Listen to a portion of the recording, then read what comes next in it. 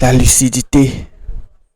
Malgré le choc, la trahison, la honte publique et l'effondrement de ses projets, Jonathan ne nie pas la réalité. Lorsqu'il découvre qu'il est réellement le père du garçon, il ne fuit pas. Il prend ses responsabilités, met en pause son projet de mariage, écoute les conseils sages de sa famille et choisit l'intérêt des enfants avant le sien.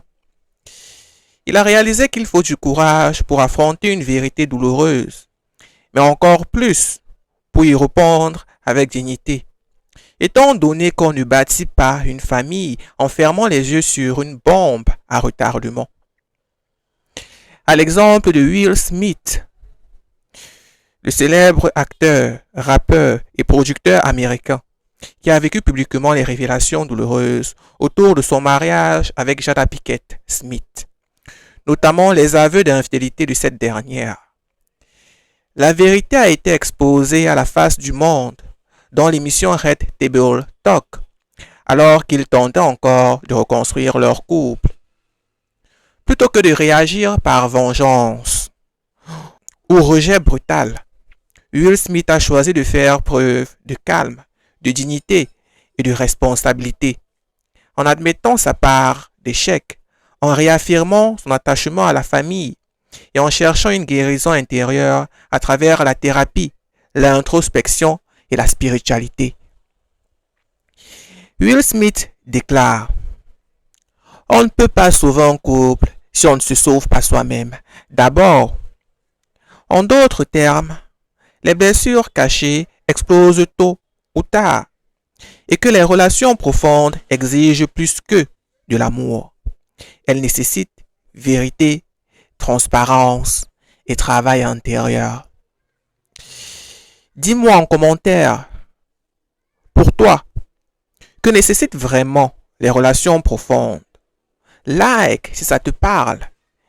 Et abonne-toi pour plus de conseils pour te reconstruire et prendre le contrôle de ta vie.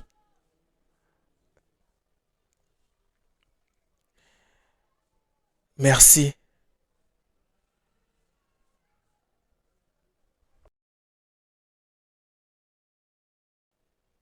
La dignité. Malgré l'humiliation publique, la colère et la trahison, Pascaline ne supplie pas, ne s'accroche pas de façon toxique. Elle exprime son désaccord, certes, mais quand Jonathan prend sa décision, elle choisit de se retirer avec dignité. Plus tard, elle se reconstruit, élève son enfant avec courage et transforme sa blessure en engagement social.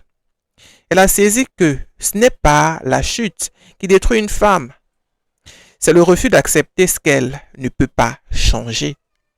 Puisque se retirer avec dignité est parfois la plus belle preuve de force.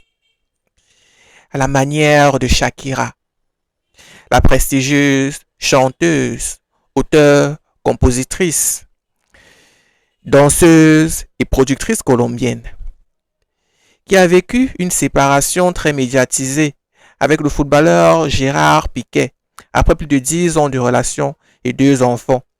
Elle a découvert qu'il la trompait, alors qu'elle avait sacrifié sa carrière à Miami pour vivre à Barcelone avec lui. Plutôt que de se livrer au scandale ou s'humilier publiquement, Shakira a transformé sa douleur en force artistique. Elle a déménagé aux États-Unis avec ses enfants, relancé sa carrière musicale de manière spectaculaire et déclaré dans plusieurs interviews qu'elle avait retrouvé son identité. Elle prétend: je suis devenue émotionnellement indépendante et cela, c'est une renaissance. Autrement dit, s'accrocher à ce qui nous blesse par peur de perdre, c'est se perdre soi-même. Elle a choisi de se retirer avec classe, reconstruire sa vie et montrer qu'une femme ne s'effondre pas. Elle s'élève. Dis-moi dans les commentaires, toi, qu'aurais-tu choisi de faire dans une situation similaire? Like si cette histoire te parle et abonne-toi pour plus de conseils pour te reconstruire et prendre le contrôle de ta vie.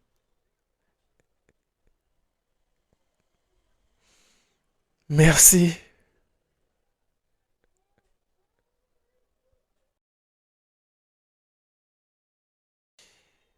La vérité, même si elle a mal agi par le passé. Manipulation, silence, intérêt personnel. Nadine finit par dire la vérité, au mauvais moment certes, mais elle prend enfin ses responsabilités au prix de sa réputation et de la paix familiale. Elle met un nom sur la paternité de son fils, brise le mensonge et permet à l'enfant de connaître son véritable père. Elle discernait qu'avouer tardivement est mieux que de ne jamais dire la vérité, du moment que chaque jour de silence alourdit le poids de la révélation. Tout comme Chris Wu, le réputé chanteur, rappeur, acteur et mannequin sino-canadien, qui a longtemps nié ou évité des rumeurs liées à ses relations avec de jeunes femmes. Pendant des années, il s'est enfermé dans le silence et la gestion de son image.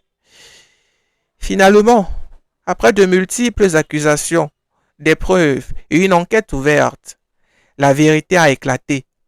Il a été condamné pour agression sexuelle. Son silence prolongé a gravement alourdi sa chute. C'est la justice qui a imposé la révélation, pas lui-même. Mais son cas est un exemple clair que ne pas avouer au bon moment peut coûter très cher, socialement, émotionnellement et même judiciairement. Chris Wu soutient. Ce que tu refuses d'avouer maintenant devient une arme contre toi entre les mains du temps. En termes plus simples, même quand la vérité est difficile, la dire est toujours plus humain que de laisser le monde la découvrir sans toi. Dis-moi en commentaire et sois vrai. Toi, préférerais-tu dire la vérité ou laisser le monde la découvrir sans toi?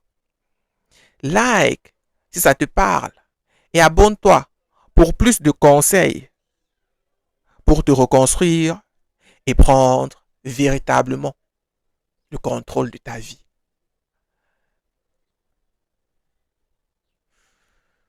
Merci.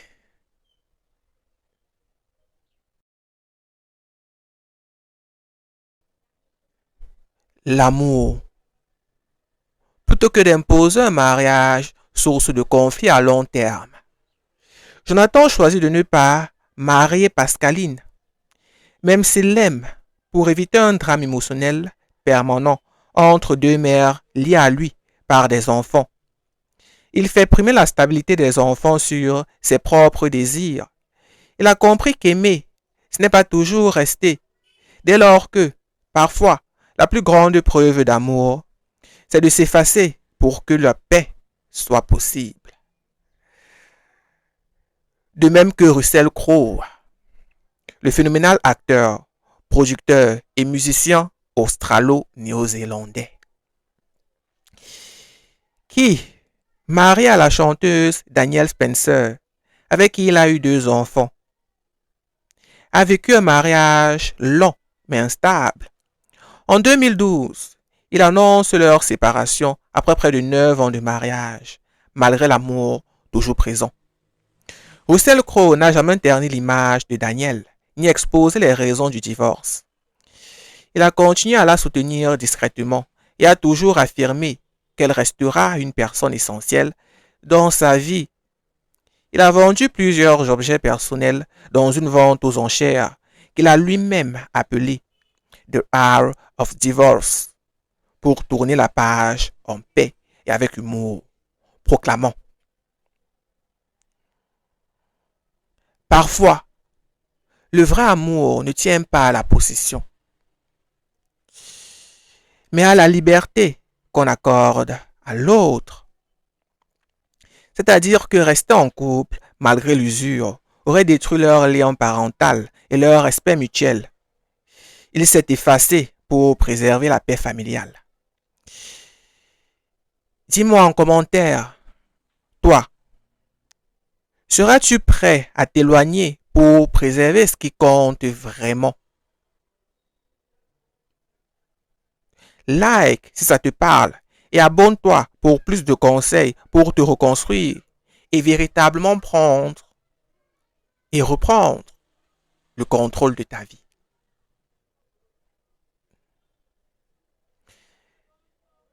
Merci.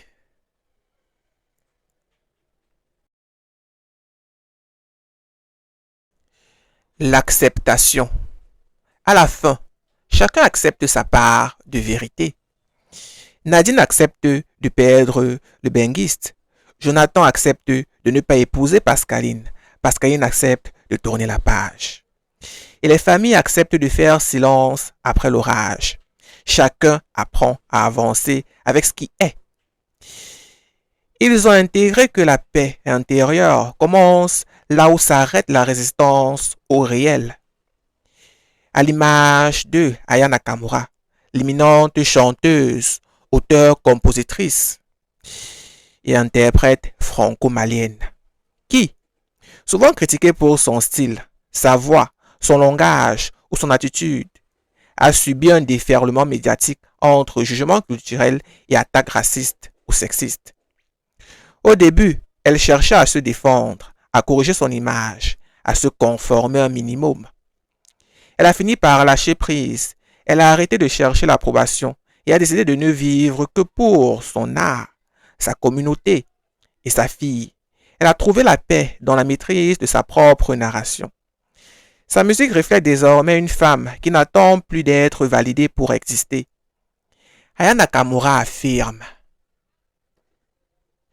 ce que tu refuses de laisser glisser finit par t'enchaîner. En d'autres mots, la paix ne vient pas de l'approbation des autres, mais du fait d'être en phase avec soi-même, sans masque ni résistance. Dis-moi en commentaire et sois clair. Toi, d'où te vient ta paix intérieure? Like si cette histoire te parle et abonne-toi pour plus de conseils pour te reconstruire et intérieurement reprendre le contrôle de ta vie.